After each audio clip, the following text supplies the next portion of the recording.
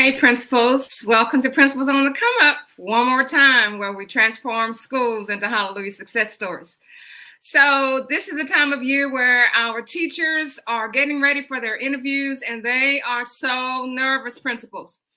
I did receive a message from several teachers who said that they know everything, they know how to answer the questions, but they just become so nervous until their brain just freezes on them.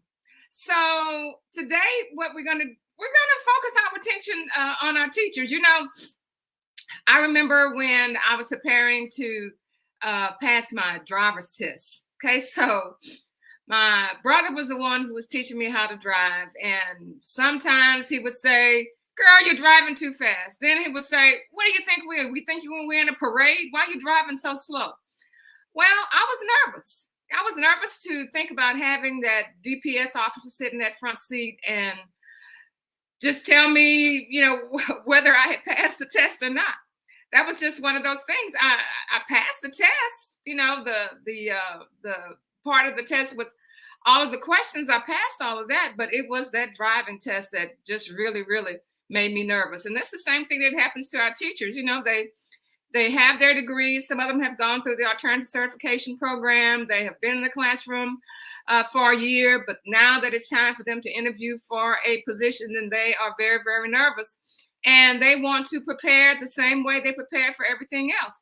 So let's look at some of the questions that our teachers, just may be concerned about.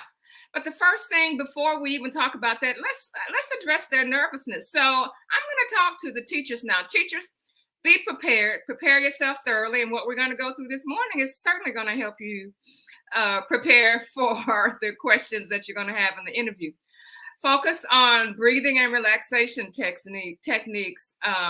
These exercises, they help to calm you down and shift your mindset. Okay, don't think that, they are so high in the sky and you way down here, and they're going to be asking you some quick trick questions. Just know that you're here to show them what you know. And this is just no big deal. See yourself as getting the job that you really want, because, now you have a choice as to where you want to teach. And some of you have been to places where you wanted to teach and you did not get the jobs, and you are at an alternative site, but you still need to act as if you have already received that job offer. And then practice mindfulness. Incorporate mindfulness techniques into your interview. Stay grounded, and then everything is going to be all right. Okay, so let's go with the first question. They're going to ask you, tell us about your background in education and what motivates you to teach. Well, you are not going to give them your resume. They have your resume in front of them. They want to know something about you. You let them know that you came from a family of educators, or you're the first person in your family to ever graduate, and you've always wanted to teach school since you were 8 years old, with your brothers and sisters. And that you have been involved with education ever since you were in high school. Or if you are the alternative certification program, you decided that this is the place for you, and this is the kind of profession that you want to have for the rest of your life, because you realize, how important it is. Question number 2, how do you plan to build relationships with students, especially those from diverse backgrounds? Now, let me address this right now. For some of you, you are going to go into rural schools. It may be a school that you graduated from, or you're going to be going into an urban school. It'll be a school that you knew nothing about before you started to do the research for this interview. The next thing is that some of you are going to be going into environments where the majority of the teaching staff, the administrative staff, and the students do not look like you. So I'm telling you that these administrators, these central office people, they're looking for teachers who are going to add to the environment. and they are concerned about fairness. And that's something that you need to be concerned about when you are answering those questions. So realize where you are, realize who your interviewers are. It's like, know who you're talking to. So what you're going to tell them is that building relationships with students is the foundation of your philosophy. Building relationships is the foundation of philosophy. And you're going to talk about addressing their learning styles. You're going to address their unique backgrounds. You're going to address their particular interests. Number 3, what strategies do you use to create an inclusive classroom environment where all students feel welcome and supported? The next most critical thing is when you answer the question, you're going to answer the question the same way they gave you the question. You're going to say, I believe creating a classroom culture that celebrates the differentness of students. In some states, you can't even say diversity, but the unique interests of students. You're going to include those students. You're going to establish clear expectations, and you are going to demand respectful behavior, and that you are going to make sure that all students' voices are heard, and that you are going to model empathy and acceptance of your interactions with your students. Number 4, how do you handle difficult student discipline, especially in culturally diverse communities? So you know that if you are going to be in your urban environment, that pretty much they have all types of discipline plans in place, but they want to know how you're going to handle it. So you are going to address those difficult problems that are going to require empathy. I'm going to feel for them. I'm going to be consistent. If we have established these rules in our classroom, then these are the rules that we are going to follow. And you're going to use restorative practices. And you're going to tell them, I believe by taking these kind of proactive approaches, it's going to result in positive behavior. And that's it. You don't have to go into depth and try to explain unless they ask you for further explanation. Number 6, describe a time when you had to adapt your teaching approach to meet the needs of diverse learners. So now they've moved from discipline to how you are going to do your instruction in the classroom. So you're going to give them example, maybe with your previous experience, or some of you had some teaching experience because you were under the alternative certification program. You may tell them something that happened to you with your ELL student. You may have found that there were some things that you incorporated in your ELL instruction where you incorporated visual aids, where you had hands-on activities, differentiated instruction techniques. You don't have to give them the specific names of the techniques that you use. You just want to give an overview of the kinds of things that you would use to address the needs of your diverse learners. Number 7, how do you differentiate instruction to meet the diverse needs of students? You are going to say, of course, I believe in providing multiple pathways, multiple ways to accommodate children, to accommodate students in the classroom that have diverse needs. You're going to tell them that you're going to differentiate your instruction. You're going to use a variety of instructional strategies. You're going to incorporate technology. You're going to provide scaffolding and support to offer students the opportunity to excel. And that's it. You don't have to go any further than that. Number 8, what is your approach to collaborating with colleagues and parents to support student success? You're going to say, I'm going to, again, give right back the way they gave to you. I'm going to collaborate things that are going to provide essential success for the students. You're going to prioritize building relationships. You're going to prioritize building relationships not only with students, but you're going to prioritize building relationships with your colleagues and also your parents, because you believe that communication Active listening and shared commitment to student growth is how students are going to achieve. And say that. Be very specific, be very simple, get straight to the point. Don't ramble, don't waste their time. And you don't want to waste your time by just rambling on. The next question, how do you integrate technology into your teaching practice to enhance student learning? Now, you are going to say, I view technology as a powerful tool, which it is, for enhancing student learning and engagement. You tell them, I'm going to incorporate technology in my teaching practice by using interactive whiteboards. You be specific. Using educational apps. You're going to have multimedia presentations.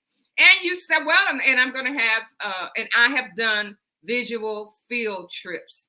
And that's going to provide students the opportunity to also create some digital products. And we're going to do some collaboration online. So you may say, well, you know, I'm interviewing for pre-K. Well, then you answer accordingly to your technology questions and the level of technology that you're going to use with your pre-K, K1 through 2 students. You know, these young people now, you know, there are digital warriors. So you can come up with lots of things that you could allude to using technology with those students. All right, number 10, describe a time when you had to handle a challenging parent-teacher interaction. How did you approach it? In some of our environments, we have more opportunities to do this than we have in others. In other environments, you know, these kinds of challenging interactions sometimes take on a different meaning. So you're going to tell them, in my previous role, I encountered a challenging parent-teacher interaction regarding a student's academic performance. Now, let me give you one little trick. You can make this up, okay? But you have to prepare for it. You can, if you have not experienced any kind of challenging behaviors, you can make it up. You can think about a challenging behavior that one of teachers that you know, or it could be a challenging behavior that came out well that you and your child's teacher had to handle. So the parent, you tell them that the parent was concerned about their child's progress, and they expressed frustration in the meeting. Now, those frustrations can come in all sizes, shapes, and colors.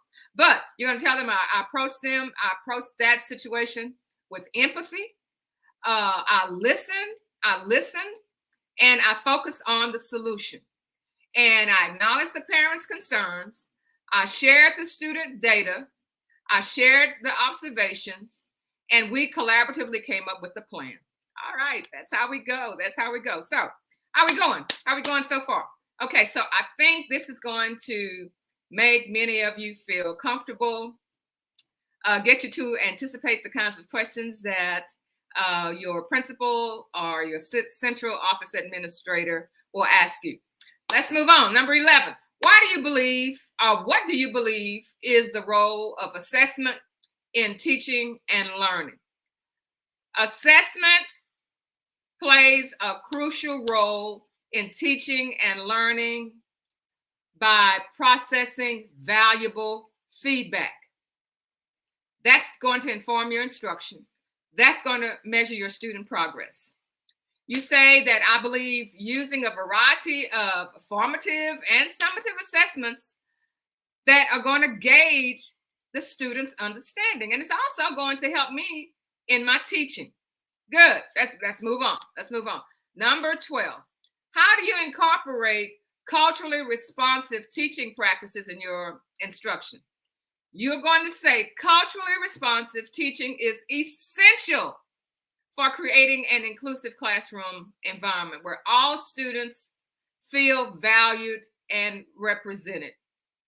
You incorporate culturally relevant materials, perspectives, examples into your curriculum because you believe that all children should be treated fairly.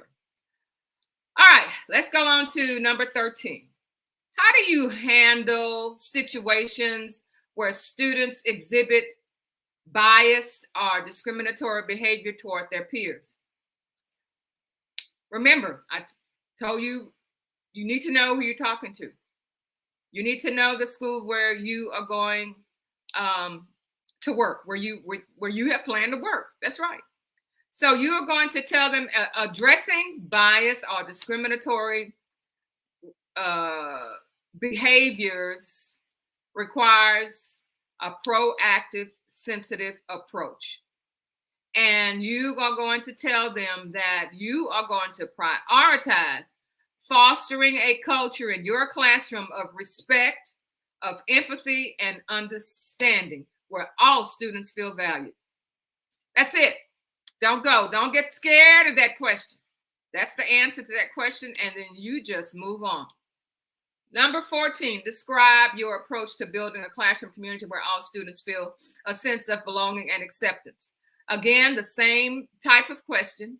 You're going to build a classroom community that's founded on creating a positive learning environment. You're going to do team building. You're going to do cooperative learning experiences. You're going to do community building rituals to create a sense of belonging. So that way you will cover everybody in your classroom, and that will also address the stakeholders in the community. Number 15, how do you differentiate instruction to meet the needs of students with diverse learning styles and abilities? If you don't know the answer to this question, you need to study. I believe, here's your answer. I believe in providing differentiated instruction to meet the diverse needs of all learners in my classroom. You know, you've done that when you passed your certification test. You use a variety of instructional strategies, materials, assessments to accommodate the different learning styles. And that's what you do, and you move on. Number 16, what role do you believe student voice and choice should play in the learning process? Student voice and choice, here's your answer, are essential for fostering student engagement, for their motivation, and for their ownership of learning in the classroom. You say, I believe in providing students with opportunities to express their interests.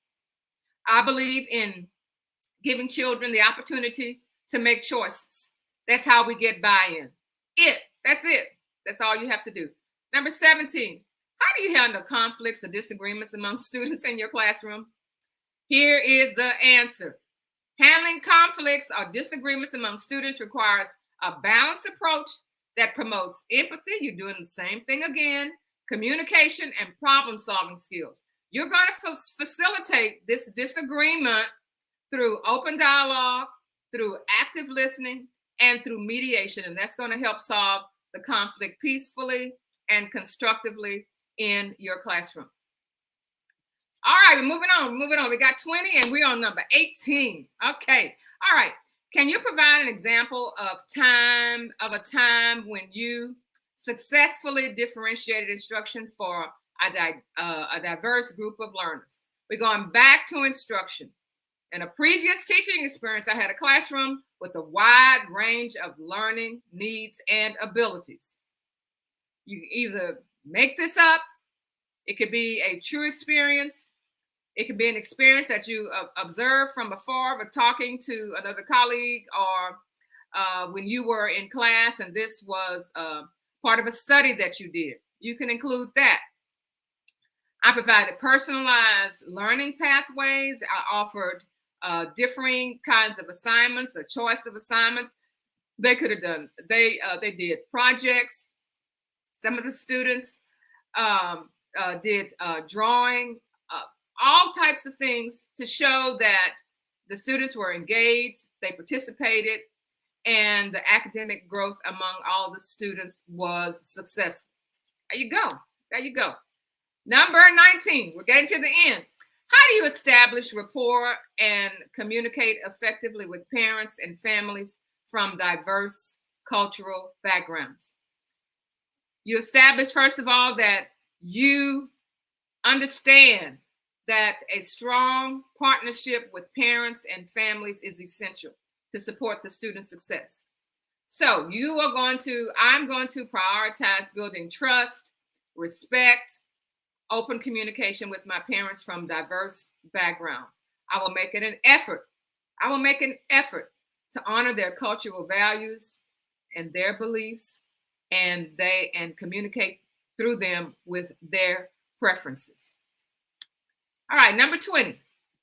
What strategies do you use to engage students who may be disengaged or reluctant learners? Your answer is engaging disengaged or reluctant learners requires creativity, empathy, and perseverance. Creativity, empathy, and perseverance. I begin by getting to know each of the students on a personal level, understanding their interests, their strengths, their challenges. You incorporate hands-on activities, real-world connections. You give them a choice of autonomy when necessary. So by creating this, you have a supportive environment and you're including all of your learners. Now, that was one question that one teacher asked me that she has been asked during an interview process. And her question is when it was about school-wide discipline management, and they wanted to know how she would support a school-wide discipline management question. How would she support school-wide discipline management? So the first thing you want to do when you're talking about a school-wide discipline management, and I know this sounds more like a leadership question as far as administration is concerned, but it could be one that they may ask you if you are in a certain environment. You're going to acknowledge key components. You're going to outline the components of your discipline plan. If you're on a committee, this is what you do. You outline the components of your plan. You're going to highlight your approach. You're going to talk about how we are going to handle this discipline management program, and make sure you emphasize collaboration, communication, and being proactive. And the third, you're going to provide concrete examples. You're going to offer specific examples of interactive programs that you have managed before. And you're going to tell them about implementing restorative practices, PBIS, or any other type of plan that you have used in the past. You're going to demonstrate flexibility in the plan, and you are going to express commitment to fairness in the plan, because you know that lots of times we have these plans on paper, but we don't express our commitment to it, or we don't talk about the fairness that we have to have in these management programs. Now, the last thing I want to tell you, and this is, I'm done with the questions. When you do go on these campuses, how to interact with other teachers on the campus, and this is very, very important. This is going to separate the men from the boys and the girls from the big girls. Okay, when you get there, you're going to be cordial. You have to be sensitive enough to recognize dissent and move away from it. You have to be aware of campus gossip. You are a listener, not a talker. That's why God gave you 2 ears and 1 mouth. Listen. Volunteer for assignments. That will give you an opportunity to learn from the best that's on your campus. And you're going to follow directions from your department leader, not something that you heard in the wind. You're going to take directions from your department leader. Okay, before we go, let's check to see if we have any questions in the chat. Okay, so those are our questions, principals, for our teachers. And of course, principals, you can use those questions for your interview process if you like as well. But I want to make sure that our teachers are prepared when they are going in for their interviewing process. We have so many excellent teachers out there. We know that our teachers are not going to be perfect. We're not perfect. But at least these kinds of questions will tell us where we need to work, where we need to spend our time with these teachers to get them to grow. Remember, growing teachers takes 1 to 5 years. Think about you, 1 to 5 years. We find out where they excel, And then we support them in places and areas that they need to improve through professional development and through working with your teachers on campus, through your professional learning communities and what have you. So those are the interview questions for our new teachers as we prepare for the upcoming school year. And when you answer all these questions and you get these excellent teachers, you end up with a school that will be a hallelujah success story. We'll see you next time. Principals on the Come Up, where we transform schools into hallelujah success stories. See you next time.